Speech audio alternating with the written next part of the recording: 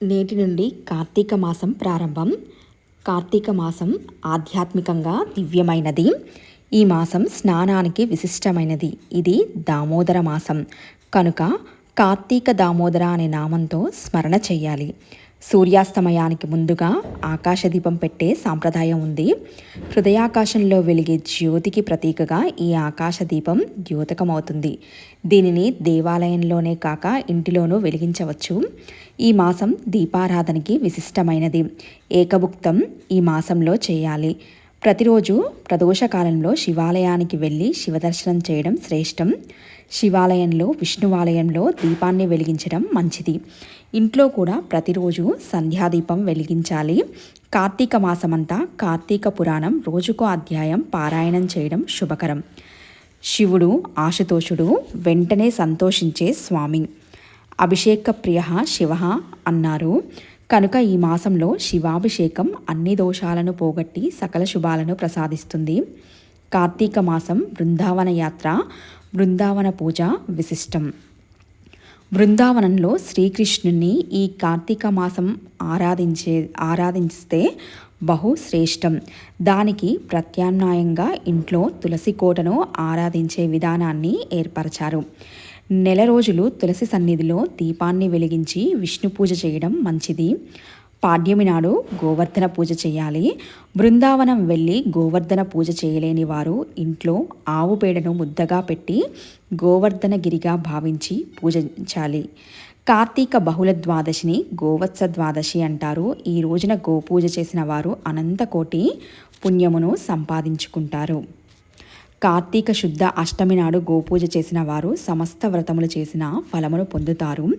కార్తీక బహుళ త్రయోదశి మొదలు అమావాస్య వరకు గల 3 రోజులు గోపూజ చేస్తే ఇహమునందు ఐశ్వర్యమును అనుభవించి అంత్యమున విష్ణు సాన్నిధ్యమును పొందుతారు. కార్తీక పురాణము 1వ అధ్యాయము. కార్తీక మహాత్మ్యమును గురించి జనకుడు ప్రశ్నించుట. శ్రీమదఖిలాండ కోటి బ్రహ్మాండమందలి ఆర్యావర్తమందు నైమిషారణ్యములో శౌనకాది మహామునులతోనొక ఆశ్రమము నిర్మించుకొని సకల పురాణములు పుణ్యచరిత్రలు వారికి వినిపించుచు సూత మహాముని కాలం గడుపుచుండెను. ఒకనాడు శౌనకాది మునులు గురుతుల్యుడగు సూతుని గాంచి ఆర్య, తమ వలన అనేక పురాణితిహాసములు వేదాంగముల రహస్యములు సంగ్రహముగా గ్రహించినారము. కార్తీక మాస మహత్యమును కూడా వివరించి దాని ఫలమును తెలుపగోరుచుంటిమి. అనగా తమరా వ్రతమును వివరించవలసిందని కోరిరి. అంతా సూత మహర్షి, ఓ మునిపుంగవులారా, ఒకప్పుడు ఇదే కోరికను నారదుడు సృష్టికర్తయగు బ్రహ్మను కోరుకొనగా బ్రహ్మదేవుడు అతనికి విష్ణుమూర్తి, లక్ష్మీదేవికి, సాంబశివుడు పార్వతీదేవికి తెలియజేసిన విధముగా ఈ కథను వినిపించెను. అట్టి పురాణ కథను మీకు తెలియజేయుదును. ఈ కథను వినుట వలన మానవులకు ధర్మార్థములు కలుగుటయే కాక ఇహమునందును పరమునందును సకలైశ్వర్యములతో తులతూగుదురు. కావున శ్రద్ధగా వినుము అని ఇట్లు చెప్పెను. పూర్వము ఒకానొక దినంబున పార్వతీ పరమేశ్వరులు గగనంబున విహరించుచుండగా పార్వతీదేవి, ప్రాణేశ్వర, సకల ఐశ్వర్యములు కలుగజేయనట్టిది సకల మానవులు వర్ణభేదములు లేక ఆచరించదగినది, శాస్త్రసమ్మతమైనది, సూర్యచంద్రులు ఉన్నంత వరకు ఆచరింపబడేది అగు వ్రతమును వివరింపుడని కోరెను. అంతట మహేశుడు మందహాసమునరించి, దేవి, నీవు అడుగుచున్న వ్రతము స్కాంద పురాణమున చెప్పబడియున్నది. దానిని ఇప్పుడు వశిష్ఠ మహాముని మిథిలాధీశుడగు జనక మహారాజునకు వివరింపబోవుచున్నాడు. చూడు ఈ మిథిలానగరం వైపు అని మిథిలానగరము దిశగా చూపించెను. మిథిలానగరంలో వశిష్ఠుని రాకకు జనకుడు సంతసించి అర్ఘ్యపాదములతో సత్కరించి కాళ్ళు కడిగి ఆ జలమును శిరస్సుపై చల్లుకొని, మహాయోగి మునివర్య, తమ రాక వల్ల నేను, నా శరీరము, నా దేశము, నా ప్రజలు పవిత్రులమైతిమి. తమ పాదధూళిచే నా గేహము పవిత్రమైనది. తమరు ఇక్కడికి ఏల వచ్చితిరో సెలవీయమని వేడుకొనెను.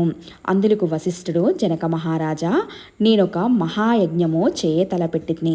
దానికి కావలసిన అర్ధబలము, అంగబలము నిన్నడిగి క్రతువు ప్రారంభించమని నిర్ణయించి ఇటు వచ్చి తిని అని పలుకగా జనకుడు, మునిచంద్రమా, అటులనే ఇస్తాను స్వీకరింపుడు. కానీ చిరకాలము నుండి నాకొక సందేహము గలదు.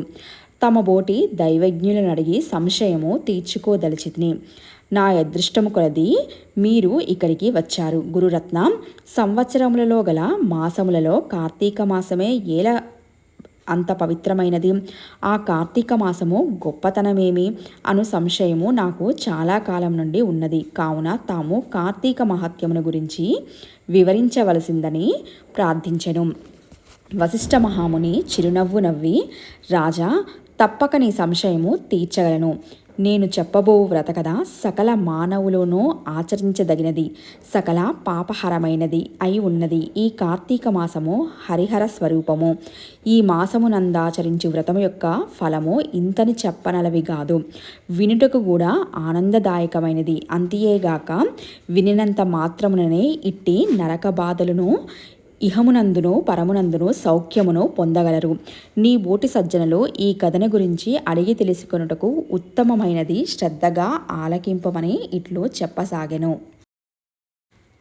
వశిష్ఠుల వారు కార్తీక వ్రత విధానమును తెలుపుట. ఓ మిథిలాధీశ్వర, జనక మహారాజా, ఏ మానవుడైనను ఏ వయసు వాడైనను ఉచ్చనీచ అనే భేదము లేక కార్తీక మాసములో సూర్యభగవానుడు తులారాశి అందుండగా వేకువజామున లేచి కాలకృత్యములు తీర్చుకొని స్నానము ఆచరించి దాన ధర్మములను సకల దేవతలను పూజించినచో దాని వలన అగణిత పుణ్యఫలము లభించును. కార్తీక మాస ప్రారంభము నుండి ఇలా చేయుచు విష్ణు సహస్రనామార్చన, శివలింగార్చన ఆచరించవలెను.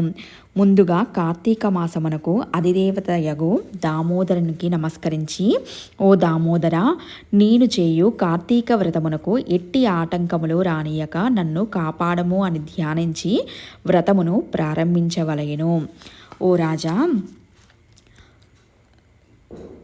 ఈ వ్రతమాచరించు దినములలో సూర్యోదయమునకు పూర్వమే లేచి కాలకృత్యములు తీర్చుకొని నదికి పోయి స్నానమాచరించి గంగకు, శ్రీమన్నారాయణునకు, పరమేశ్వరునకు, భైరవునకు నమస్కరించి సంకల్పము చెప్పుకొని మరలా నీట మునిగి సూర్యభగవానునకు అర్ఘ్యప్రదానము సంగి పితృదేవతలకు క్రమప్రకారముగా తర్పణములు నర్చి గట్టుపై 3 దోసిళ్ల నీళ్లు పోయవలెను. ఈ కార్తీక మాసములో పుణ్యనదులైన గంగా, గోదావరి, కృష్ణ, కావేరి, తుంగభద్ర, యమున మున్నగు నదులలో ఏ ఒక్క నదిలోనైనా స్నానమాచరించిన ఎడల గొప్ప ఫలము కలుగును.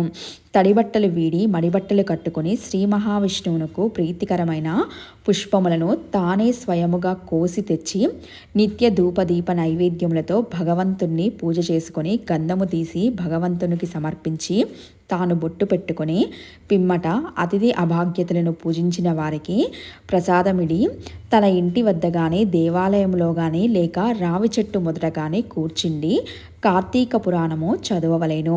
ఆ సాయంకాలము సంధ్యావందనము ఆచరించి శివాలయమునందు కానీ విష్ణువాలయమునందు కానీ లేక తులసికోట వద్ద కానీ దీపారాధన చేసి శక్తిని బట్టి నైవేద్యము తయారు చేయించి స్వామికి సమర్పించి అందరికీ పంచిపెట్టి తర్వాత తాను భుజింపవలెను.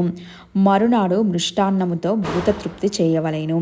ఈ విధముగా వ్రతమాచరించిన స్త్రీ పురుషులకు పూర్వమందును ప్రస్తుత జన్మమందును చేసిన పాపము పోయి మోక్షమున అర్హులగుదురు. ఈ వ్రతము చేయుటకు అవకాశం లేని వారలు వ్రతము చేసిన వారలను చూసినా కూడా వారికి నమస్కరించినచో వారికి కూడా తత్సమాన ఫలము దక్కును. ఇట్లు స్కాంద పురాణాంతర్గత వశిష్ఠోప్రోక్త కార్తీక మహత్యమందలి మొదటి అధ్యాయము. మొదటి రోజు పారాయణ సమాప్తము. కార్తీక మాసంలో దీపదానం చేయడం అత్యంత శ్రేష్టం. ప్రతిరోజు దేవాలయంలో దీపదానం ఇవ్వడం చాలా మంచిది. దీపదానం చేసేవాళ్ళు ఆ రోజు శాకాహారం మాత్రమే భుజించాలి. తినకుండా ఇస్తే ఇంకా మంచిది. తీసుకునేవారు సాక్షాత్తు శ్రీ మహావిష్ణువు అని భావించి దీపదానం ఇవ్వడం అత్యంత విశేషం.